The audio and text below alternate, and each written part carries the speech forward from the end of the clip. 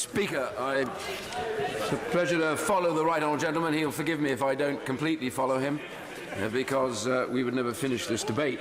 So I want to appraise the House of my view on this particular motion. First of all, this motion, as my right honourable and learned friend said, is not the motion that we have already voted on. This is a different motion. And well, I'm not going to make any excuse about it. It is a different motion. Now, the other side agreed it, so how they can laugh, I don't know. The reality is today, I am going to support the government in this. I'm going to do it for a very simple reason, that I think nothing huge has changed within the nature of the bill that is likely to come ahead of us, or even within the withdrawal agreement. But I do think what has changed is the balance of risks.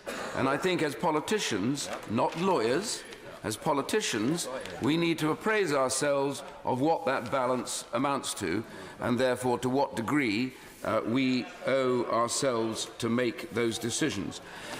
When I look at it, I recognise at the moment, since we had the 2-week extension, we now face a choice about, therefore, what is likely to happen. Some of my colleagues do genuinely believe that there was no chance that if we vote this down, we go to the 12th, and that we will not get any extension from the EU. I just find that very difficult to believe. I think if one looks at what the EU has already said, Mrs. Merkel and various others, they really do want to keep the UK inside the EU. One way or the other, they would rather have us in, even if it's troublesome at the stage they want it. And I genuinely believe by the 12th we will be offered, or even demanded of, that is to say, we're given at least a 2-year extension, which will require us to fight the European elections.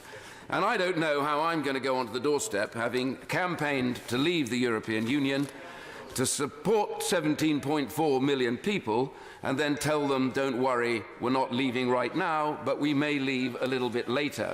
That is simply inexplicable, and I don't believe genuinely for myself it is what I campaigned on or campaigned for. The second area that some have said is that actually it's all right because an extension doesn't really matter, because we'll be able to stay in the EU and we'll be able to make those negotiations and get those changes, and we are in control because we have votes and we have an ability to take that control. All I say to them, I voted against Maastricht 26 years ago, and I've always maintained that we have never had real control. And in 40 years, if we had so much control, why are we here now trying to get out of a European Union that has extended its power and its competence year in, year out? Will you forgive me for 1 second? I want to make a point, and I'll give way but once, because, as Mr. Speaker says, we want to try and keep this short. So my point about this is I genuinely believe that the way to stand up for the 17.4 million is now to get to the bill. And I said to my honourable friend who's not here in his place from Stone, who I revere, as I said, in constitutional law, here he is. I say to my honourable friend, Bill needs to get to the bill. And the reason for that is we will then look and see what of the Attorney General's issues that he raised and how he protects us is in the bill. What can we ensure is in this bill? And we can then still make a judgment about whether this bill represents what we believe is the way in which we should leave. And I therefore say to my honourable friends, they do need to consider this immediately. I give way to the honourable gentleman. I'm very grateful for him giving way. On the 3rd of March, on his website, the right honourable member said British governments have lied about the EU for decades. This deal is the final deceit, and he's going to vote for it. Yeah. My simple point that I simply make to him is absolutely, this has been a trail of deceit on both sides of the House by different governments. But the judgment I'm taking today is, what is that balance of risks? Yeah. I believe that the one saving grace of this so far is that we do repeal the 1972 European Communities Act, and that means that we will have left the European Union. And the point I make about that is why that is a single issue that I would take. As my honourable friend, the member for Stone, said earlier on, we need to get to the bill and figure out how that is protected. Is that the default mechanism? And is the attorney's comment right that they will protect? No, I'm not giving way because others wish to speak.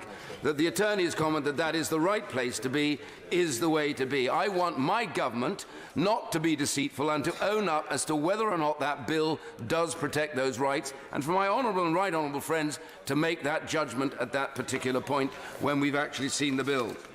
And I say to my honourable and right honourable friends, genuinely today, this is an opportunity for us to get this going. If we don't, we go to the 12th of the month. And what we have in that particular case is only a very simple statement that we will extend.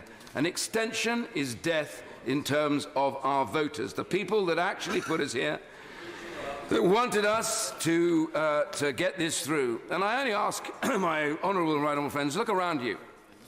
Here we are, we sit. Every one of the speeches made, even the interventions, is demanding that we go to the 12th because they know we will get that extension. So it's very important. We are in a chamber of people who really don't want to leave the European Union at all. And I know and honour my friends who have fought and campaigned to get this changed. But I simply say to them right now, we need to have a moment when we recognise that what we need to take hold of is that one element that gets us out, leaves us out, and then shuts down the debate about future referendums and allows us, therefore, to take the confidence that under a new leadership we can go forward to change the nature of what is in this process. I, therefore, say to my colleagues, in conclusion, Mr. Speaker, I say to my colleagues that for me this is not an easy decision, because there is a lot about this bill that I do not like, and I stand on that position. But I do say that if we don't send this forward to look at the legislation, we will rue that day, because we will end up having to accept what I think is a damaging and destructive extension, meaning we will never leave the European Union. And if we say we stand up for 17.4 million people, then we have to get those people what they asked for, is to leave the European Union, and this now is the only way.